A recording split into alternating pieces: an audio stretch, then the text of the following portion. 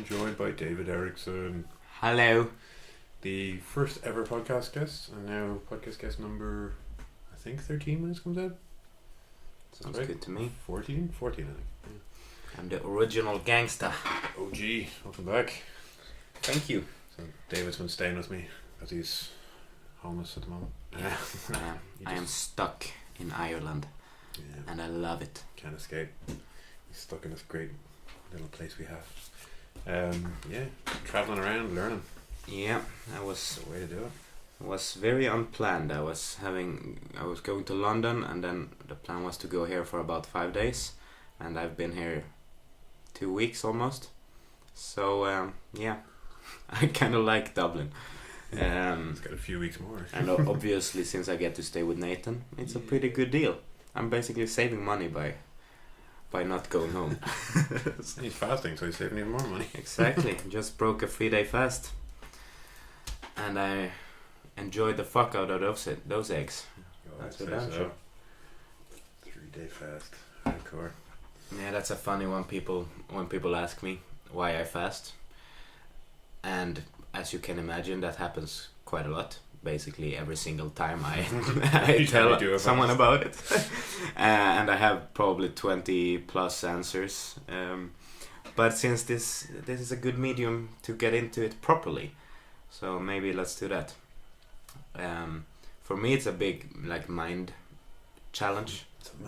It's a mind. Back to the roots. A discipline thing, practicing discipline. Teaching yourself you are in control over such a basic thing as food, I think have huge benefits. And you don't have to do it excessively or prolonged in the beginning, but I think teaching yourself okay, I don't have to eat. I choose to eat when I do, but I can survive without it. I think that is a huge thing to practice. It's also a stoic practice for me, just external things like food is, to a degree anyway, that I'm in control, and also appreciating the food way more when you do eat. Yeah. It's like an apple and some eggs were the most amazing thing ever. I like the contrast of that. Yeah, I mean, I don't do that long of a fast. I've done kind of 1 or 2 days. I do 1 day fairly regularly, but I found, especially when traveling, when you don't know when the next time you might eat is, and you don't want to eat really shitty airport food or whatever. It's made such a difference to me, because I don't get stressed out or hungry or or hangry. Yeah, exactly. Hangry. It's this is trigger 1. Yeah. Let's count them during the podcast. Hangry is a trigger because you're obviously not hangry. You're just weak. That's bottom line. You don't have you don't have control over your own mind. Physiologically, nothing has happened because you haven't eaten in 3 hours. Yeah. You just built up a habit that forces you to kind of keep feeding yourself. And I'm if you want to eat every 3rd hour, that's perfect. That's works great for some.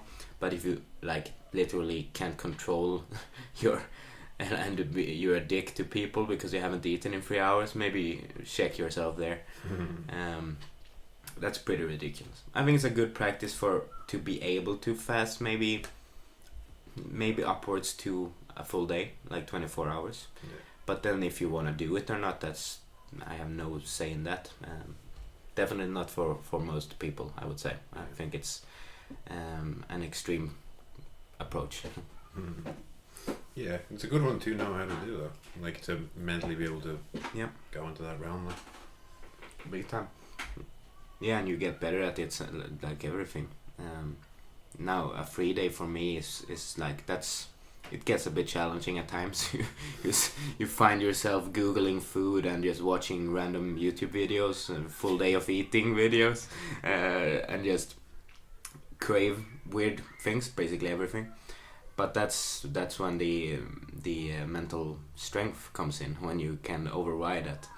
Like yesterday when I was walking around the city and everyone seems to be eating basically, and you walk in a store and there's all these things, that's when the gains pop in, when you can overcome that because you made a decision. And I think that's if I have to boil it down to one thing, is like when I say I do something, I just have to do it because I can't live with myself not going through with something. That is something I'm also very extreme with, but I think there's a slippery slope. If you say you're gonna do something and then you don't do it, then you are a bit more likely to do that again, once more, and then a bit more, and then a bit more, and eventually you just don't even trust yourself. Like, you say things all the time and you never do them, and that's not a good position to be in, and that's nothing I want to be remotely close to. Well, it creates a routine, it creates a habit, like. Yeah, like you can actually trust yourself, and others big time too. Like if I say I'm gonna do a 3-day fast and people don't know me, they're probably like, yeah, right, because that would be most people. But I think it's very important, if you say something, like, be careful with what you say, because if you say it, you should back it up. Yeah. Big time, whatever it is. Yeah, I mean, it's like the classic one. I'm sure you've had it with clients of like, oh, I'm going to go to the gym, I'm going to train X amount, and then they miss one day, and then it's 2 days, and it's 3 days, and it's like, oh, well, I missed this week, so we'll start next week. And then it's so huge, and it's just that shit accumulates over years and over decades, and eventually you just, no one trusts you, and you don't trust yourself, which is even worse. And if you don't trust yourself, why wouldn't anyone else do it, right? That's a shitty position to put yourself in. And it's also another mindset or rule I live by, I guess. It's actually Jordan Peterson, a bit tweaked though. I think he said don't say anything that makes you feel weak, which is a very good rule. But I think about it like, don't do anything that makes you feel weak. And this is definitely an example of that. If you say you're gonna do something and then you don't follow through with it, that makes me feel weak. Like, I didn't go through with it. If I started eating delicious scones or with custard all over them, inside and over and between, when I said to a bunch of people, and first and foremost to myself, I would feel very weak, and that I can't live with.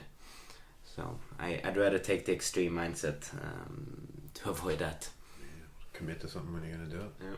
That's a good way to do it. Like, not just wimp out the stuff. Yeah. I mean, it can definitely get.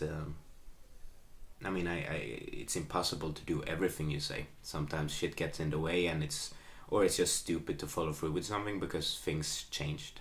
Like. College for me, like, I hated quitting just because I committed to it. That's like, you don't start college with like, I'm gonna drop out after a term. No one ever did that, right?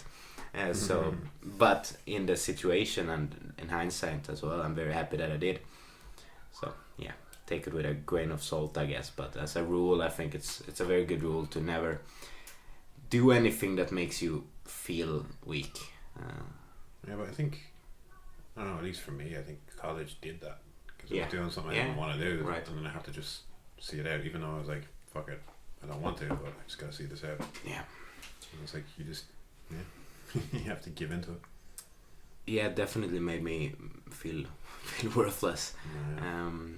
I think that's also a personality thing, that some people just...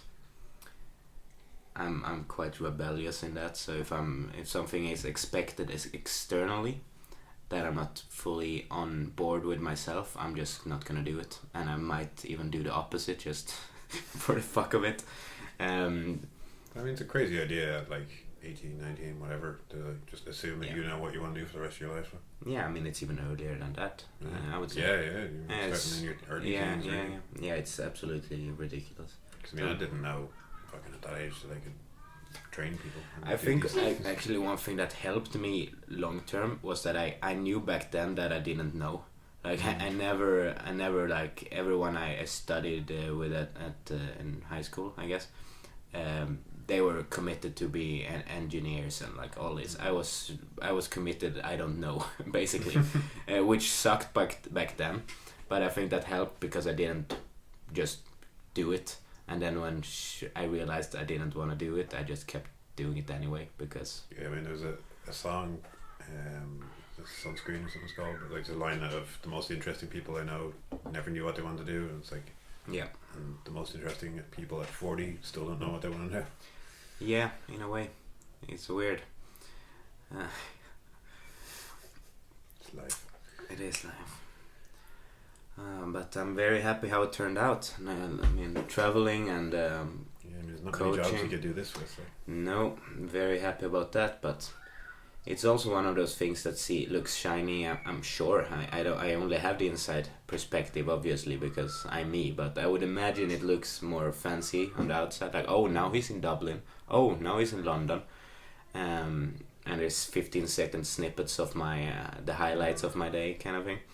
I mean, I do really love it, but it's not like there's no sacrifices. Everything has a price, and having a secure job or whatever, like more pay, you know, the money is coming in. There's some sense of security. So I mean, there's sacrifices, and it took me quite a long time to build up to it. I would definitely could have taken longer, and I wouldn't complain if it took longer, but it's still nothing you just do, which is why people don't do it, by the way. So when you say you're jealous, think ahead. Yeah, like most of these things, it was easy, everyone would do it. Oh yeah. That's the thing I think with like the PT world is that like to get into that it is easy, but that's why there's so many shit people doing it. Yeah, big time. Yeah, I got my certification. I even saw there's like online coaching certifications now. Yeah, I guess that's a good way to earn money by doing the certifications because it's kind. But I mean, at some point with this online thing, I think we're gonna have to filter out a bit, like certifications if they're done correctly. Because what do you need now to be an online coach? Absolutely nothing. Just put it in your Instagram bio. That's it. Online coaching DM for details, and that's pretty much exactly the Instagram bio I have. But then again, I think it filters out naturally too. Like if you do a shitty job, you're obviously your business isn't gonna thrive. If you do a good job, eventually it will, even if it might take a while.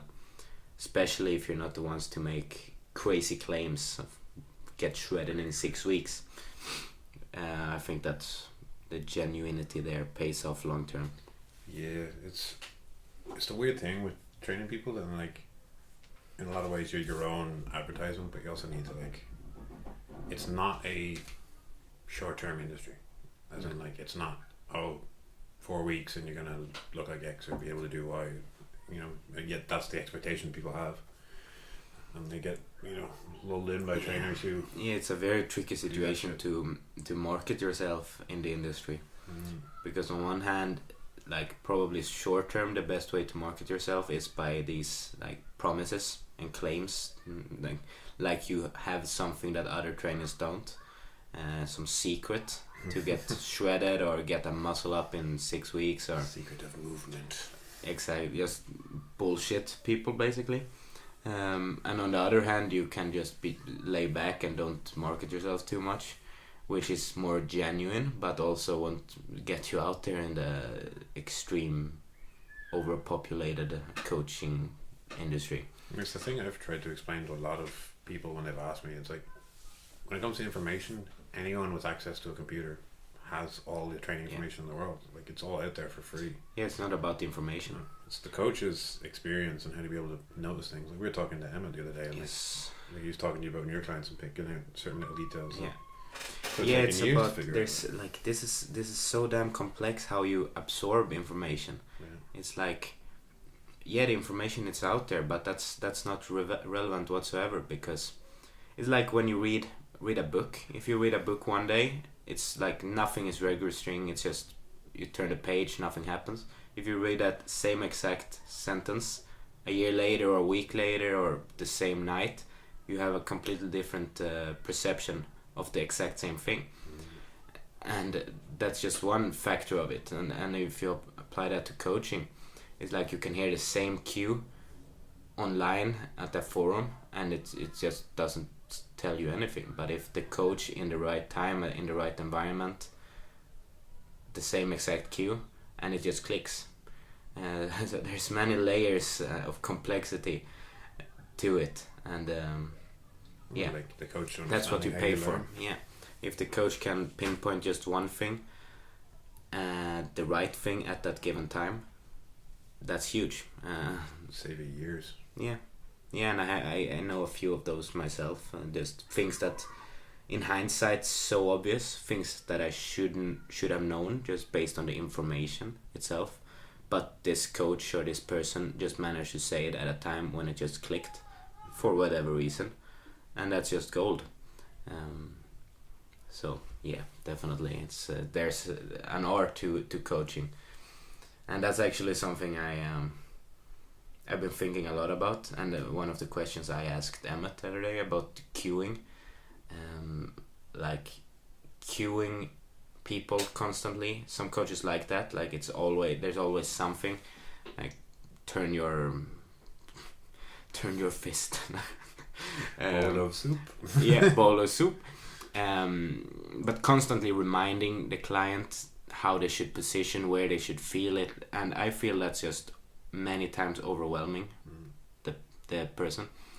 I think, and this is just my approach, that it's better to just put the client in a environment, a position that helps them feel it themselves, experience it themselves. And that's basically I see it as my job as a coach, is to figure out the right environment for their progression, their level, and then just make sure they experience what I want them to experience. Their body is a lot smarter than I am as a coach. Nothing they can learn or I can teach them is outside their own body, so they need to feel it by the end of the day. I have a good few people who train in kind of a distance capacity, like, I train once a week or something, or maybe once a month, and that's something I always say to them. It's like, I could give you a million cues, but I need to just you need to feel what it is you're trying to do. Yeah. Same with hands. Like the handstand's a great example of it. So when you're upside down, your brain's just like I would say it's most point of foot relevant. Yeah, like if you say to a beginner when they're upside down, do this, do that, posterior pelvic tilt, point your toes, legs together. They don't know first off, they didn't know they didn't do any of those things. Yeah. And secondly, even if they did, they can't correct it because it's a skill. Yeah. If you want to get better at being upside down, you have to spend time upside down. And if you haven't done that, then that's step one. So don't overcomplicate things, and don't try to be a good coach by trying to tell people or show off that you know what a posterior pelvic tilt is. I think it's a lot of ego on the coach's part, like wanting to help, and I fully get that. There's also a lot of coaches want to show off. They're like, I have all this knowledge. Like, I have this information again, but that's not what it's about. Like the classic, like, now we do some proprioceptive nerve facilitation, stretching, all this shit. And it's like, just a second, just words. Man. Yeah. People don't know what the fuck you're getting at. It's Russian style. Do reps, 10,000. Do it. Come back when done. Yeah, I think there's great value to that, and a lot. But then again, as we said with the coaching, if someone gives you a very accurate cue at the right time, it can do wonders. But you have to be selective, and you have to make sure you don't overwhelm the person, which is probably a lot easier than you think, because you have the knowledge or you have the experience, whatever, but the person you're trying to influence might not and probably doesn't. So if you give them 3 cues and you're like, oh, that's nothing, I had 30 to give them but I only gave 3, perhaps still too much for them to absorb. Sometimes people ask you for a load of different cues, like, tell me, like, did I do this and that and that? Often you just gotta pick one and be like, do this. Yeah, and then figure there's a personality type that wants constantly, did I do it correctly, what can I do better, which is good, but from what I've found, those are the ones you kind of have to limit the cueing, and this is it for now, work on it, and we'll give more as we go. I think it's also a lot of people just lack kind of body awareness, like you're saying, like I don't know, simple one that always gets said, point your toes, and people are like, I don't know how, or like, what does that mean? It's very hard to do when upside down in the beginning. Everything is kind of hard upside down. So You gotta be patient with it and realize that your job is just to make sure they are in an environment that they learn from themselves, and not getting your ego involved trying to give all cues and new exercise and get too fancy with it, which is super tempting, but probably the wrong move. That's the thing I think we kind of touched on for like any coach, whatever they're doing should be an individualized approach to you. Yeah. That goes for cueing, that goes for training, goes for big time. Really. Yeah, it's always the individual, and some people require more cueing and a kind of cueing as well. Like you have to physically touch them, verbal cues, internal, external, so many different variations, and it's very interesting when you teach group settings, because what I've found is you have to be really selective with the type of cueing, because one person might respond well to saying, imagine you're squeezing a pen between your shoulder blades, and you see two people in the group, they kind of retract your scapula instantly. And the rest are pretty much their jaw is on the floor instead, which wasn't the cue. And the more you kind of talk in those situations, the more confusing it gets to people. So in a group setting, it's super tricky to find something that helps. So what I try to do is just let them experience the exercise, so I kind of gather some information on them myself. See, okay, this person isn't really getting it, and just trying to figure out, do I need to touch them to get them to feel what happened, or tell them, okay, so this is the feeling you're trying to accomplish or feel, or it's showing them maybe. And then it gets super complex in a group setting, because you kind of have to do all those things, because like a lot of time for people, it's individual. What you said, just simply putting your hands on can be the most important thing. Super interesting.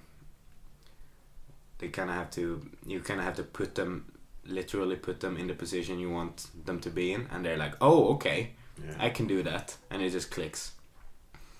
And that's super interesting to observe with especially females, I found, but they pull-ups, for example, they don't use their scapula, their back, most of the time, and that's the biggest reason why they can't pull up.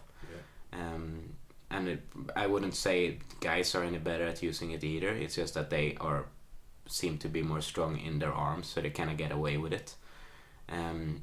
But like the progress a girl can make from just, okay, you're supposed to do this with your scapula, bring your shoulder down and back, then pull, and you show that just in the easiest progression ever, maybe just standing towards the wall and just letting them move their scapula.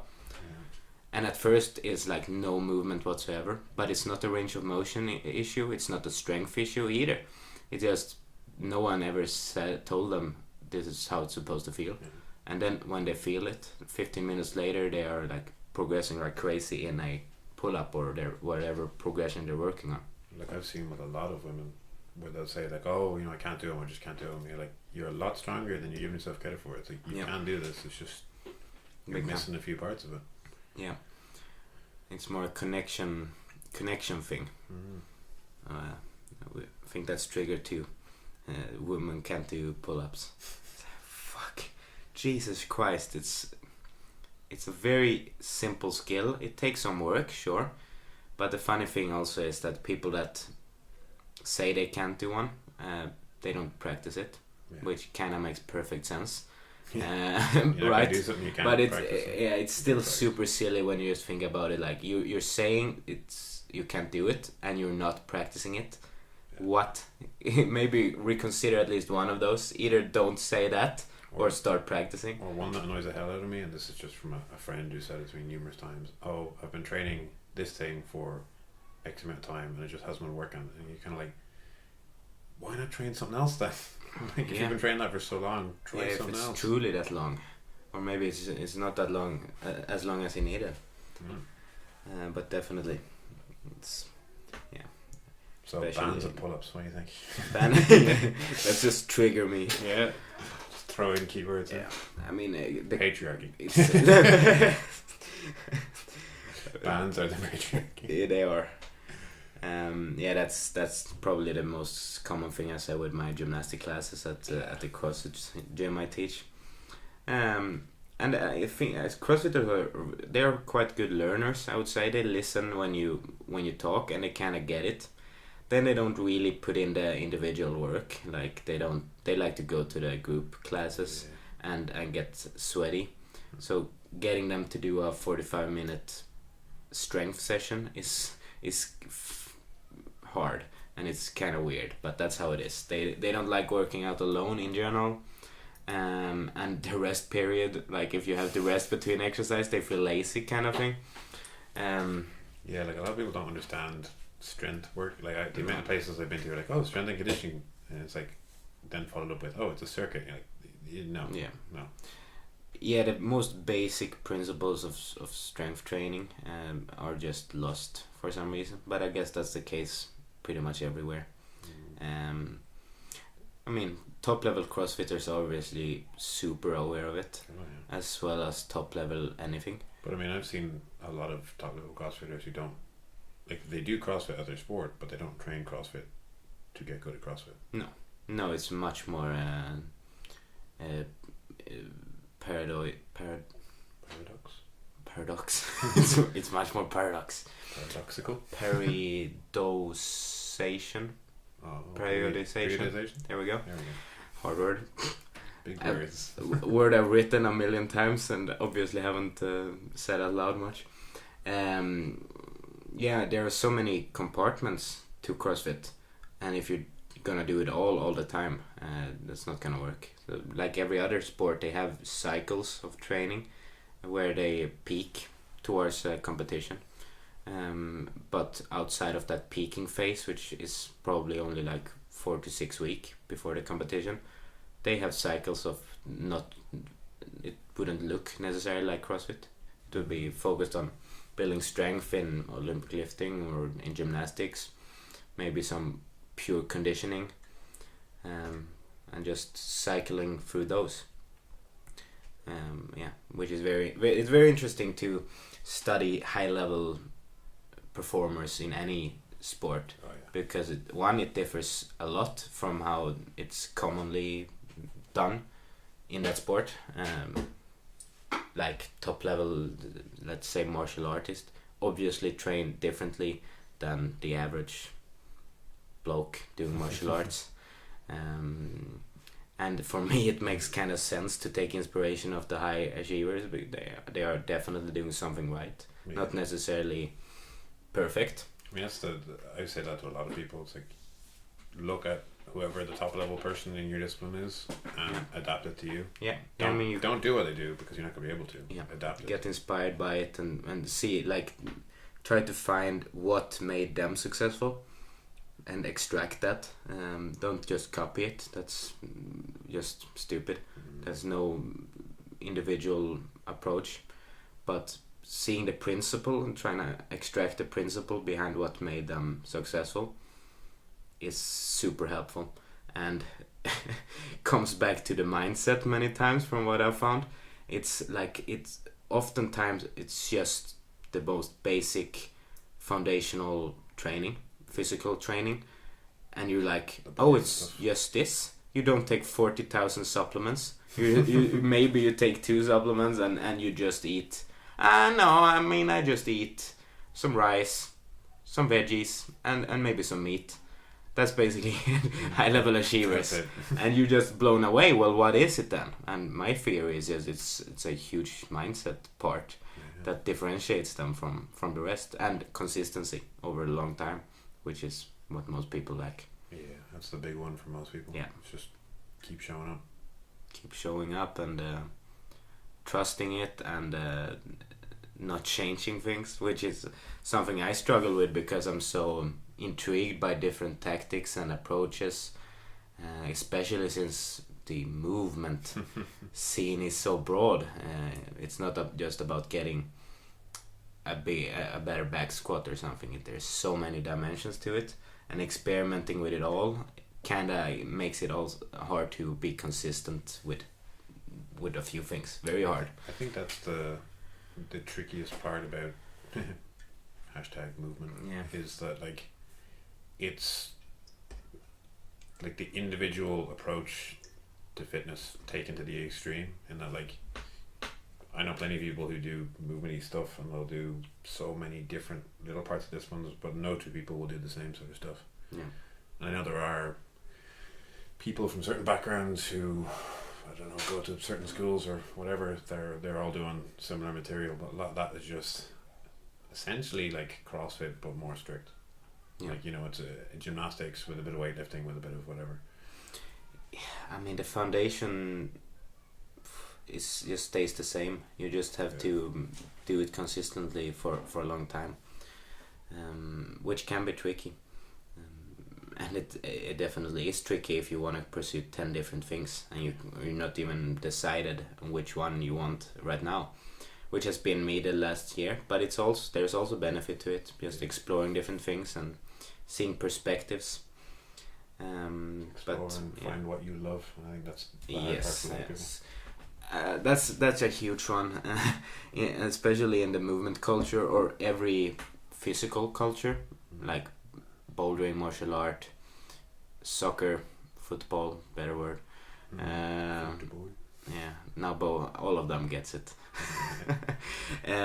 Like no matter, there's always resentment towards other disciplines, and even in the movement culture or movement scene, especially the movement culture, there just seems to be resentment. Like, we do this thing and you do what you're doing wrong, basically.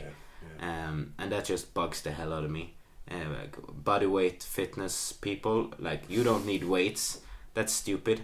Going to the gym and being on a treadmill, and like I can see all the both sides, and I agree with some. I can definitely sit here and bash gym goers, that's easy. I can bash CrossFitters, it's very easy to bash people, and I can definitely bash the movement culture as well. 100%.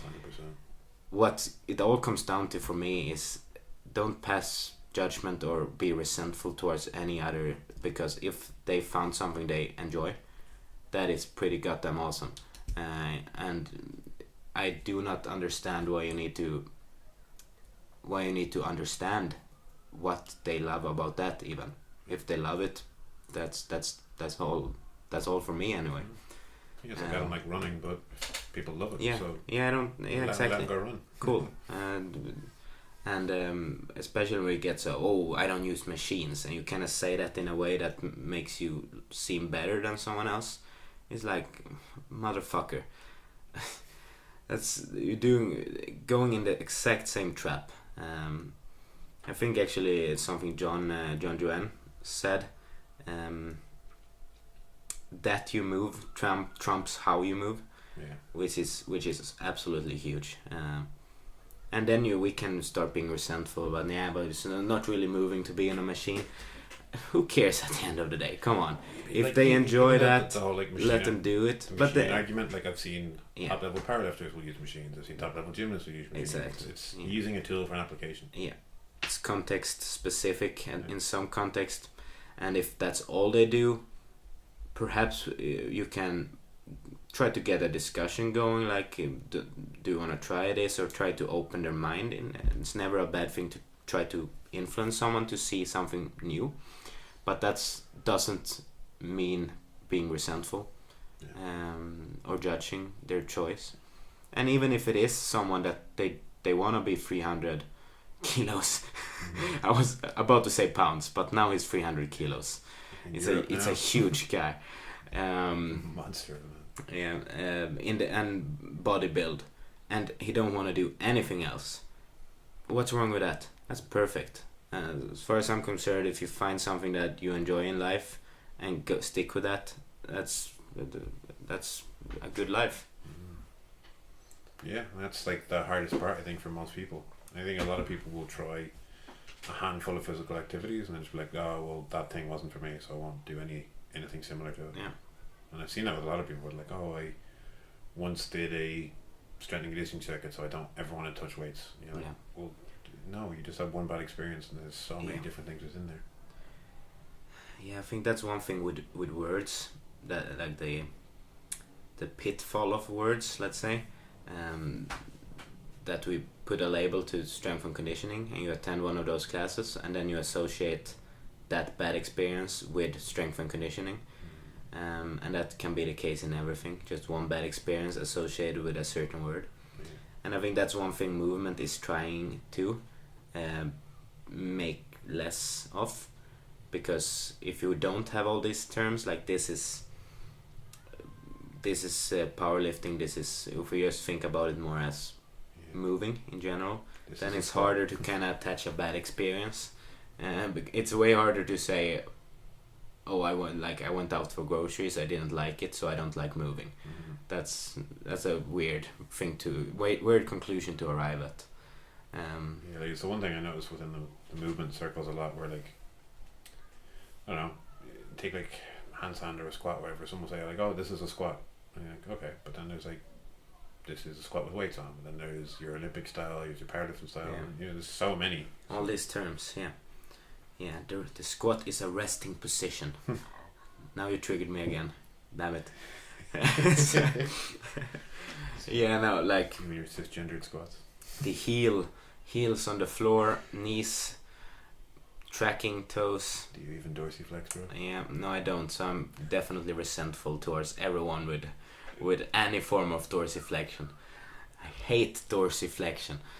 No, but like it's such a limited thing, and people in the movement scene pride themselves on being open-minded and more like a bigger umbrella with terms, which is good, but then they walk in the same exact trap, like this is a correct squat. So says who? Who cares? So, like if your heels are off the floor, you can do other stuff, like you can twist much easier, you can move around easier. The thing I always say to people, right, is like, can you get down on the floor and get something off a low shelf? Yeah, and how you do that is completely irrelevant. If you can do that pain free, that's all you need. Yeah, if you're 90 and your medicine's down there, at least you can go down and get it. That's definitely something I learned this last year when I've been exploring movement scenes, like disciplines, bouldering and martial arts, yoga. It's about completing a task rather than how you complete it. Like in bouldering, it's literally you start here, this is where you're aiming for, the top of the wall. How you get there, no one cares about. And then on the way there, you do weird pull-ups and you put your body in positions it's never been in. But then when we kind of isolate it down to individual components, like a squat or like a push-up, we get so damn strict with this is the proper way. And that's just weird, because a push-up is like sinking your head down to the floor and pushing back up. Why have we arrived at this is the proper one and this is wrong? Again, a context-specific thing, because yes, a push-up can be dangerous if someone is completely unprepared and does it in a way, but that is in the dosage, not in the exercise, which is that's that old Milsif thing. It's like there's no bad exercise, just exercise is done badly. Yes. Yeah. Either you weren't prepared for that variation of an exercise, or you're just unlucky, might be a case. What's the example I always give? Like, no matter what thing someone's learning and they're like, oh, I'm just going to learn it on my own. You're like, alright, well, if you went to a gym and you'd never squatted in your life and someone put 200 kilos in the bar and said, okay, squat that, would you do it? Yeah. No. So, like, you need to have the context of what the hell it is I'm trying to achieve. Yeah. And how I do it from nothing to whatever stage I want to get to. Yeah. Big time. Yeah. It's such a weird thing that people miss that so completely in this industry, because they pride themselves on one way of being movers, which for me kind of entails that you are like you judge things on moving. Like if you move, you don't do it right or wrong. You're just moving, but then for some reason people still get hung up with it. It's quite disappointing. If you're moving, you're putting furniture from one room to another. Yeah. It's a very pretentious word, that's for sure. Yeah. Well, it's like any of these. Once you put a term on stuff, it kind of gets co-opted. Yeah, you have to put a term on it. But also something that I realized is not doing yourself or the industry a favor is when, you know, when kind of people ask you what do you train, and you're always a bit, oh shit, how do I go about this one? And if you try to explain it, it's not working. Like most of the time people don't really get it, and they follow up with, oh okay, so gymnastics, or oh okay, so parkour. They really want something they know to put it up on, and you can't really blame people for that, because that's where they are at right now. They just want some context. And if you're still like certain, no, I'm a mover, I don't do parkour, like you're not discussing it on a level that's gonna work for either of you. So what I've found recently is like, what do you train? And I kind of wanna say I'm a mover, I don't judge things like that. But it's working a lot better to say, right now I climb a lot, but I wouldn't say I'm a climber, I just enjoy doing it. Yeah, I always just say to people, I do lots of stuff. Yeah. And then when they ask what, I'm like, oh, I do a bit of this. And then if they want to hang, oh, well, yeah, I know, my cousin's a climber. Yeah. If they immediately want to, like, put that label on you, then let them. But I think also, if you say, I'm a climber, but I also do a ton of other stuff, if you go that way about it, then you kind of also show them that, oh, a climber doesn't have to exclusively only climb and be obsessed about only that. He can also do other stuff, and that opens up the perspective. So I think meeting people where they're at is a good thing to do when having a discussion. Because no, I'm not a gymnast. No, that kind of kills the closes all doors to continuing the conversation. Especially when someone sees you having been doing handstands or whatever, or big work, and they're like, oh, he's a gymnast. Yeah. Well, no, not really, but I'll say thank you and go about my day, kind of thing. Continue on. Yeah, it's funny when people say that to me. I'm like sometimes people are like, oh, you do gymnastics. It's like, oh, kind of, but like, look at me. Do I look like a gymnast? Yeah. Yeah, words are a weird thing. We need them, but people get a bit too attached to them. Yeah. Labels for stuff. Yeah, labels in general. Yeah. It helps us make sense of the world, I guess. Yeah. We can't blame people for that, but just the movement makes no sense. Opening up the perspectives in a way. But yeah, the world is full of contradictions and paradoxes. Yeah, and it's I mean, like one thing you kind of touched on, I think like CrossFit is a good example of it. It's kind of the creating like a strong, I wouldn't even say like community, but a good like mentality within the sport or discipline, whatever the hell like you want to call it. The thing is you do. You create a community and you create this kind of. I think it was someone said about maybe the West Side Barbell guys. It was like create a strong environment that like you're around other people who share that pursuit, so they all kind of push you to do it. I think that's something that really gets ignored when you're talking about training, is the mental aspect of it. Definitely. Your environment is huge, and there are limits to training outside of that environment. If you do movement and you're not in an environment that kind of promotes that, you will be limited, and I've found that out hugely. And now that I'm traveling, I'm realizing it more and more, how limited I am back home. I can do my thing, but you won't get the new perspectives. You won't put that bit of extra effort into it, and you will drift more towards things that are comfortable, that you've done before, rather than trying something new. That's just the reality of that, which is also why I want to travel much more now. If it's not available, that environment in Sweden where I live, I'll find it and spend time there. That's the nice thing about the world now. It's not difficult to go anywhere and train in the things you want to train in. No. I think that's a huge. If you really wanna get good at something, definitely put yourself in that environment that is conducive for that. Which also is, for me, it's way more intriguing for me to do martial art, focus on that for half a year, like explore that culture, those people, that mindset, and then move on to something else. rather than just being a movement guy and kind of not going into anything at all, but just staying on the outside and just thinking you know martial art because you do a martial art inspired session in the park with 3 other friends that never actually did martial art.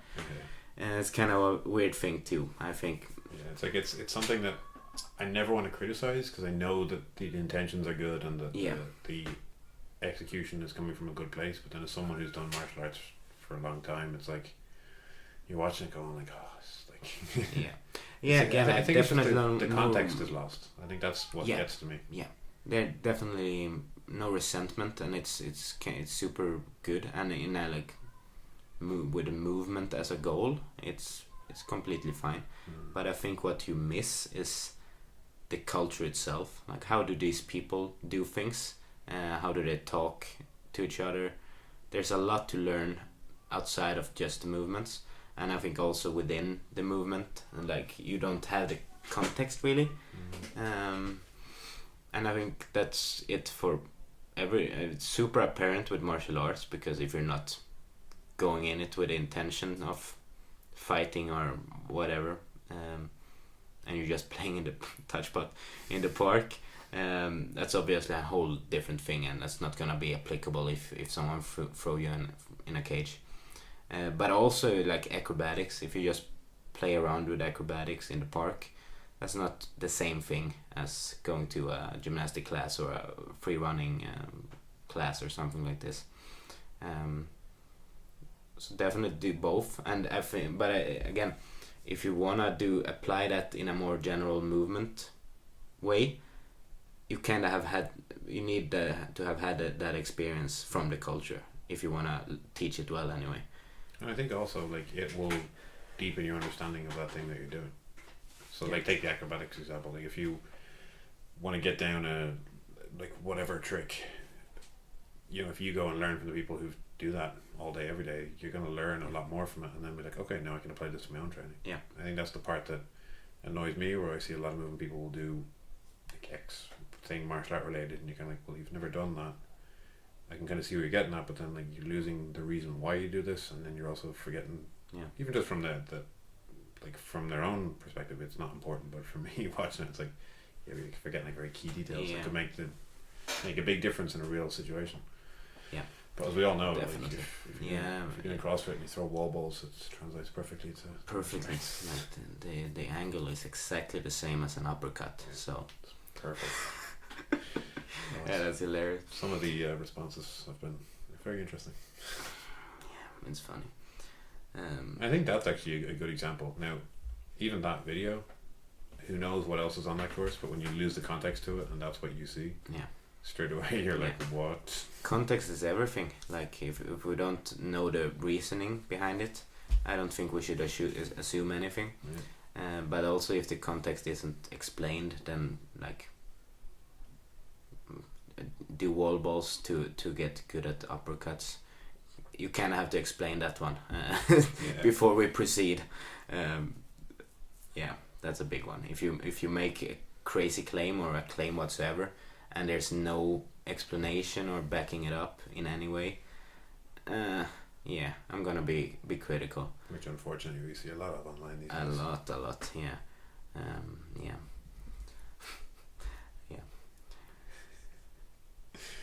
Yeah, it's I mean, it's a difficult part when it comes to any physical discipline, but you need to explain what the hell it is you're doing, what you're trying to achieve, and even even if you don't have any particular set goal, even just accept that and admit that. Yeah, big time. There again, I think that's one thing that I think would help people tremendously, is actually defining their goals and being truly honest with them, because I don't think most people either have goals, or if they do, it's not really their goals.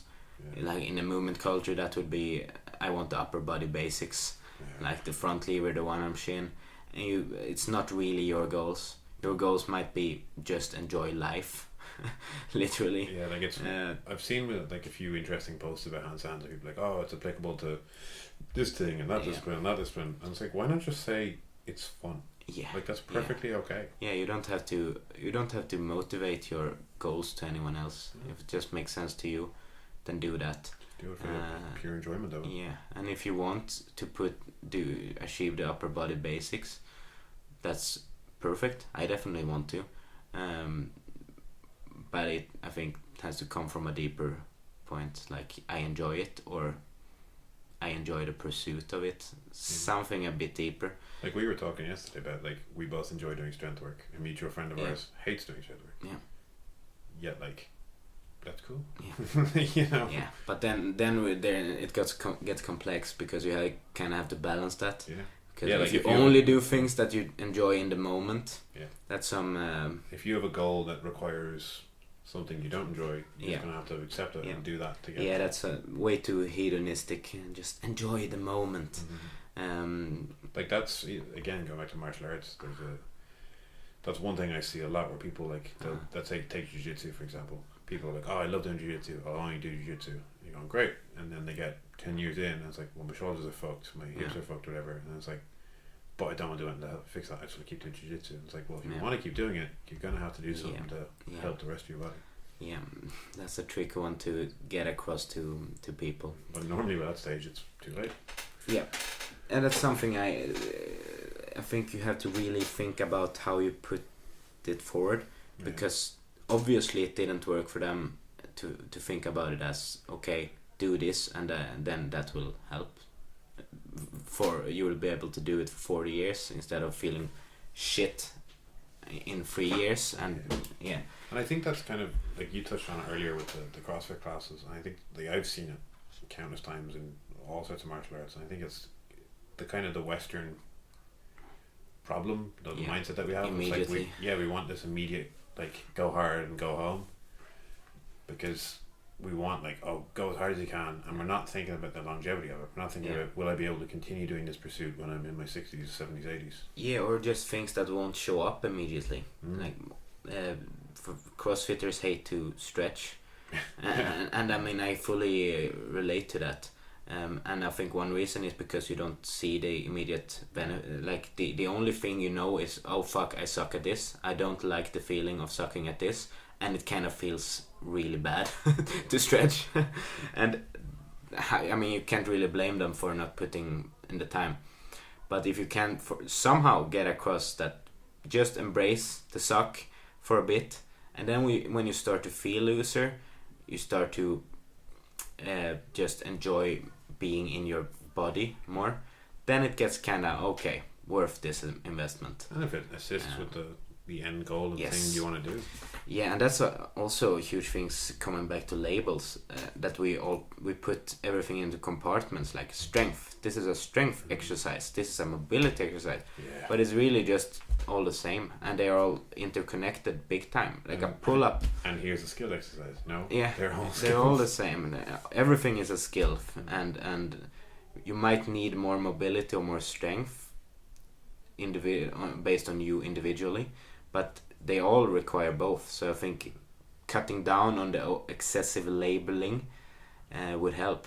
Like a pull-up, everyone would see that as a strength exercise, but if you don't have the range of motion to get your scapula in a proper position, or down and back in a strong position, then it's kind of a mobility restriction. So I think seeing it less of any of those terms, and just seeing it, okay, I need to practice pull-ups to get good at pull-ups, and I need to do this more specifically because that would help me get my shoulders down and back. I think that's a big problem with a lot of people's training, that they don't ask the whys of things. Yeah. Like you're saying about the pull-up, like the deadlift's a classic example where people are like, oh, why does they never ask, why does my back keep rounding? They're like, oh, my back keeps rounding. Yeah. Rather than being like, well, why? Is it a technique thing? Is it a mobility thing? Is it? Yeah, exactly. We need to see an issue, and first we need to see an actual issue, not just if your back is rounding. That doesn't necessarily have to be an issue, but if it is a weakness, then we can narrow it down. Okay, let's see if we can gain some mobility here or some strength here. That makes total sense. But yeah, I think that comes after, not defining exercises or issues beforehand as strength or mobility or skill or all these things. Which is something I've seen as well, where people are like, they create a very strict definition for stuff, and they train people to fit that definition who will never fit it. Yeah. I think like the classic one just because everyone would be somewhat familiar with it, would be like, say the splits in gymnastics, they have a set standard of this is the perfect way to do it. And I remember chatting to an Olympic judge, a gymnastics judge, but she'd said like in 10 years of judging, she'd never seen someone perform a perfect front splits. And she was just like, I don't even know if it's physiological. Like, if people have the physiology to pull that off, because perfectly dead squared hips, I just don't think, from that's maybe a very tiny percentage of the population who could even do that. Never mind gymnasts who could do it. Yeah, it's definitely completely related to the doing an exercise correctly. Its definitions, and I think that fucks us over in many regards. One perspective that helped me a lot on that topic is not seeing mobility as mobility kind of thing, but rather seeing everything as strength. Yeah. Because it kind of is, in a way. Like, why can't I just slide into a side split? Yeah, well, my body isn't comfortable whatsoever. It shuts off all the protective mechanism, kicks off, and like, danger, abort mission. I can remember someone explained that to me. Like, I just put it in my own mind of like, all right, why can't I side split? And it's like, well, why can't I do a Japanese handstand? Yeah, it's like it's the why same can't thing I essentially. do a one-arm shin or squat 200 kilos? Like, you haven't worked up to it yet. And if you just see it like that, you can, for me anyway, easier. Okay, I just need to keep working on it, get stronger, use whatever term that helps you. But if it's like very restrictive to me, I need to stretch, because then you have the association with that word. So just by changing the word, and in a way helped me a lot with. I think a big problem with a lot of people when it comes to stretching is what's the end goal. Yeah. Like, a lot of people are like, I should stretch more, and you're like, yeah. Why? Like, and I think that's why some people enjoy it, whereas others like myself don't, because for them it's kind of an intrinsic thing. If you said that, what's the end goal, they would just, what? No, it's just that's it. Whereas I would have to define an end goal more clearly, just by it's not intrinsic at all. Whereas strength, and now we're back with the terms, but the classical definitions of them.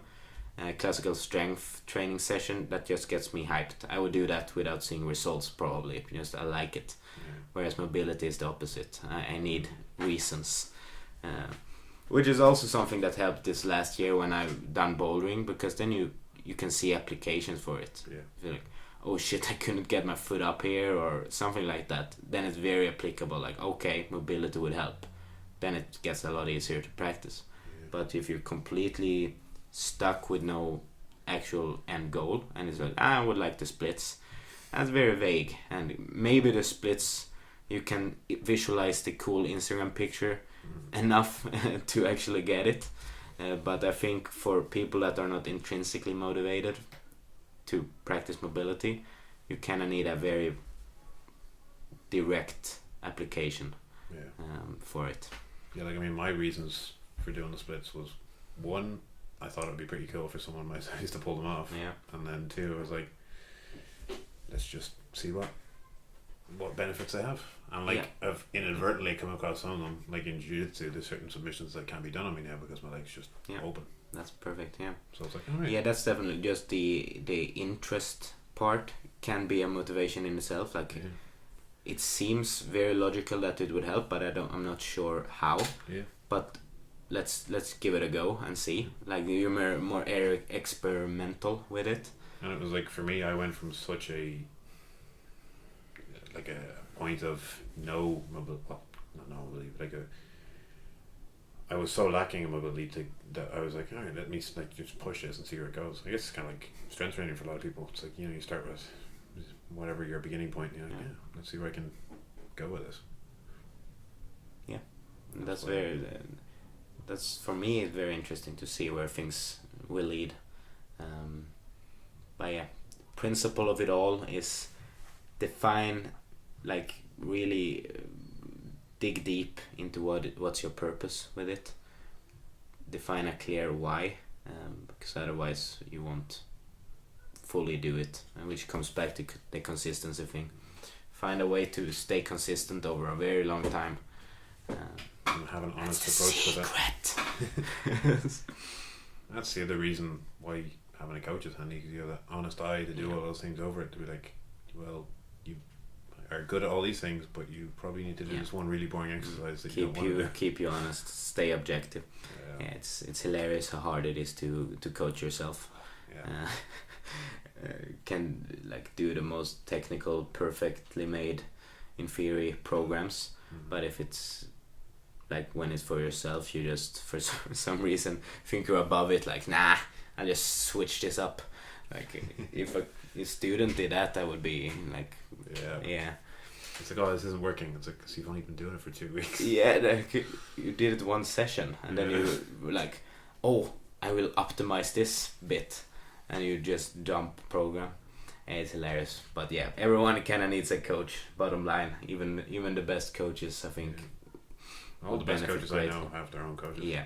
They might change them on a regular basis, but that's just because they have a wide base. There's definitely a humility thing there, not to think you're that good by yourself. It's also well, I mean, it helped me coming from martial arts background, because it's like even the best competitors that I can think of in the world, they have coaches. Yeah. They're not coming from a point of, oh, I just learned all this myself. Yeah. Makes complete sense. Like it's just a mentality, bro. I can just bang.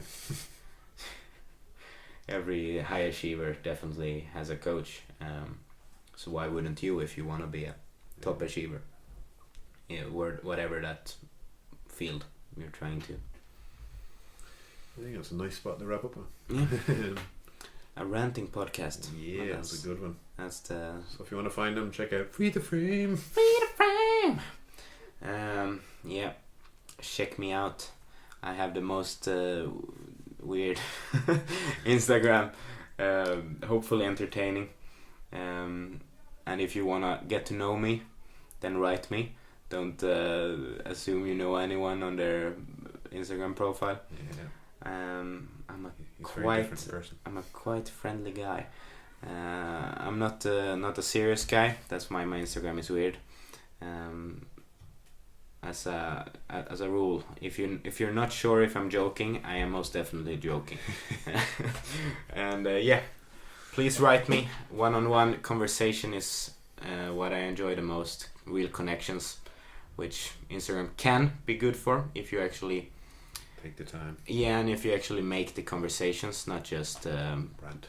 Yeah, not just posting pictures of your muffins or some shit. Or your booty. Absolute pleasure, David. Thank you for coming on. Thank you. So I'm sure you'll be back soon. Yes.